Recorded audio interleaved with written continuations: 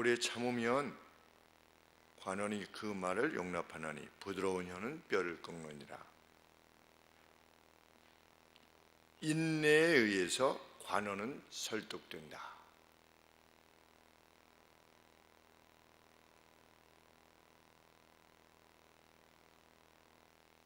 용납한다라고 하는 표현보다는 설득된다, persuade 된다. 그것이 더 합당한 표현인 줄 압니다. 성경은 자제를 강조하고 있습니다. 인내. 자제란 뭐냐? 화를 내거나 흥분함에 있어서 천천히 하는 것이다. 그것이 자제라 일반적으로 정의이 됩니다. 그러니까 슬로우한 겁니다. 무엇하기 위해서? 분노함에 있어서 슬로우하는 것. 우리 보통 그래서 말하기 전에 한 10초만 참아라 이렇게 말하는 것처럼 slow to anger, 앵거하기에 앞서 그것을 천천히 해라. 왜 사람들이 화를 내는가? 다시 무엇인가 부당함을 입었다, 부당한 대우를 받는다라고 생각이 되면 화를 내면서 흥분하고 톤도 높아집니다.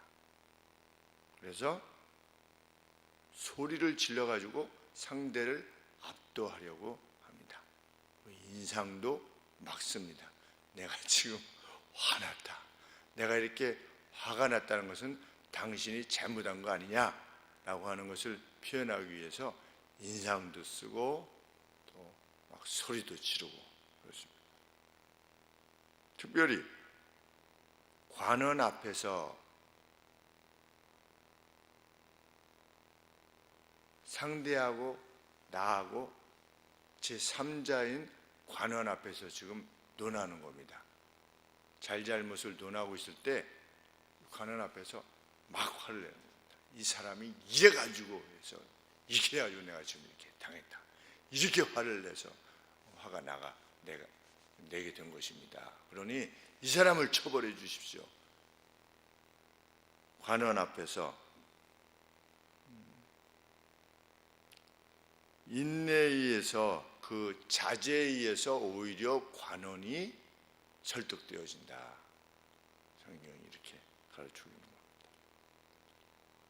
그러한 상황이 될수록 부드러운 혀를 지니기 위해서 노력해라. 말의 톤이나 또 사용하는 용어에 있어서 상대의 인격을 모독하는 것이 아니라 그 잘잘못을 논리적으로만 밝히라는 겁니다. 왜냐하면 선한 말 그리고 선한 태도, 표정만이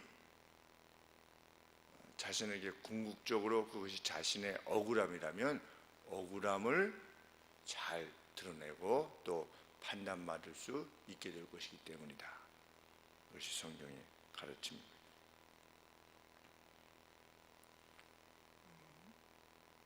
먼저는 이 부드러운 혀, 이것이 자기 안에 격정적으로 말을 하려고 하는 그 어떤 힘을 분쇄시킵니다. 막 말을 해야 되는데 너무 화가 나게 되면 두서없이 말하게 됩니다. 그래서 자기 안에 그것을 논리적으로 잘 말할 수 있는 힘을 상실하게 합니다. 그래서 이 인내가 정말 중요한 줄 압니다. 먼저 자기 자신에게. 우리 운동선수들이 상대가 내게 어떤 해를 끼쳤다라고 생각했는데 심판이 안 불어주면 화를 냅니다. 근데 세계적인 선수들의 공통적인 특징은 상대가 거친 태클을 해도 마음이 격정되지 않도록 마음의 밸런스도 잘 유지하는 그것이 세계적인 선수들의 특징이랍니다.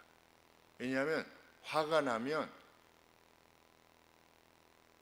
더 플레이를 우리가 생각할 때 막 화나면 더 막 이게 할 것 같은데 실제로는 그렇게 안 된답니다. 몸의 힘을 상실하게 하고 판단을 상실하게 한답니다. 그래서 메시 같은 선수들이 화를 내는 것이 전혀 거의 없는 겁니다. 그 많은 게임을 하면서도 상대가 나를 태클했다 해가지고 막 상대한테 눈빛을 막 이렇게 한다든지 막 이렇게 한다든지 하는 경우가 없는 겁니다. 그냥 툴툴 털고 일어나서, 그런데 그 멘탈이 준비되지 않으면 세계적인 선수가 될 수 없다고 합니다. 우리가 보통의 사람도 우리가 누구를 존경한다라고 했을 때 그 사람이 어떤 사람이었는가 이렇게 생각해 볼 때 자제할 수 있는 사람이 대부분 기억나게 됩니다. 고등학교 1학년 때 국어 선생님께서 지금도 기억나는 것이, 아이들이 떠드니까 참 좋은, 그때 총각 선생님 같았는데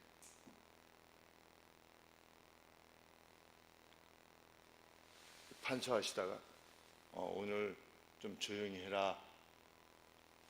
그러니까 아이들이 좀 조용히 지니까 다시 판서를 하는데 아이들이 또 떠드는 겁니다. 다시 돌아서시더니 오늘 선생님이 몸이 좀 안 좋으니까 자꾸만 짜증이 날라고 그런다. 조용히 해라. 그리고 다시 판서를 하시는데 또 떠드는 거예요. 갑자기 확 돌아서시는데 근데 정말 얼굴이 표정이 화가 나셨어요. 얼굴 표정 보니까. 너 일어나! 그러니까 그 지목당한 이제 떠드는 아이 쪽으로 너 일어나 그랬는데 2명인가 3명이 한 사람 보고 이제 지적을 했는데 2명인가 3명이 벌떡 일어났어요. 자리에서.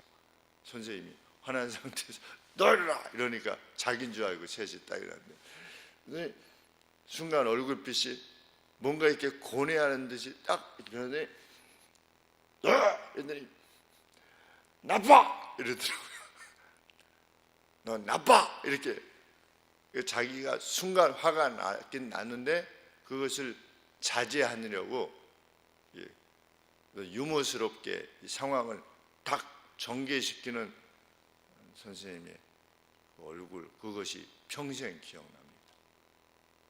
아, 자제하시는구나.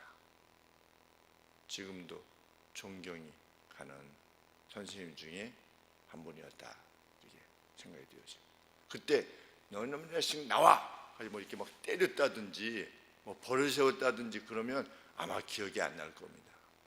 그리고 아이들도 그 선생님을 존경하지 않았을 것이고, 그런데 그 선생님은 모든 학생들이 존경했습니다. 자제, 잘못을 인식시키는 것이 꼭 말로 너 이렇게 잘못했잖아, 그렇게 설득되지 않는다는 것.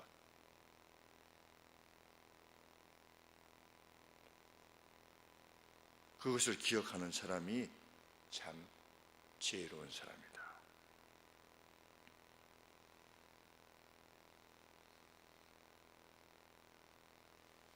그래서 예수님께서도 베드로에게 가 있어서 그렇게 말씀하시지 않았습니까? 베드로야, 너 여전히 나를 사랑하지?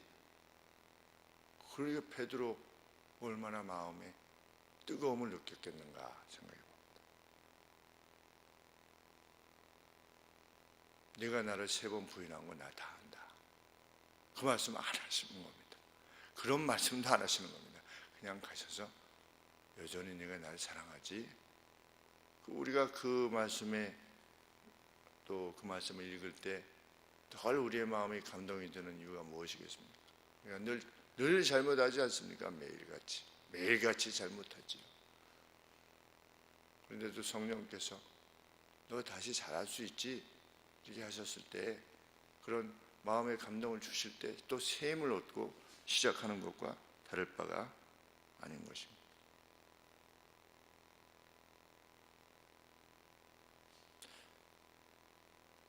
이 고요함, 관원은 이 이야기를 들을 때 이 사람이 당하고 있구나, 지금 이것을 인식해 되는 것입니다. 이 사람이 정말 억울하구나. 막 와가지고 이 사람이요, 막 이렇게 이 사람이 이래서 저한테 이랬습니다, 이것이 아니라 선생님, 아니면 뭐 재판장님, A라는 사람이 저한테 이렇게 했는데 이렇게 해서 이렇게 된 것은 이렇게 해서 이렇게 된 것이고 이것은 이것이니 판결해 주셨으면 좋겠습니다.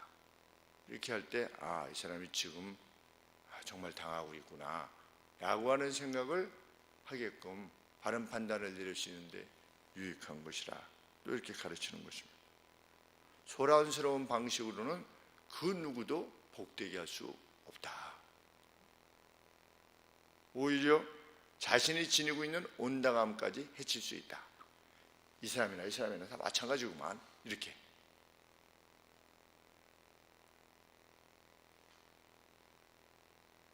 그래서 보통 표현할 때 그렇게 하지 않습니까? 손바닥이 마주쳐야지 소리 나지.